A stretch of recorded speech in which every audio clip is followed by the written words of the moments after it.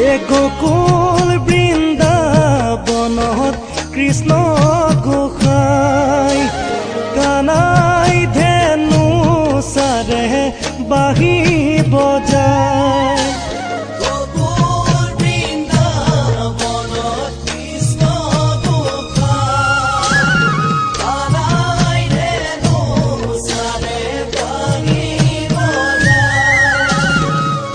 বাঁহী মাতে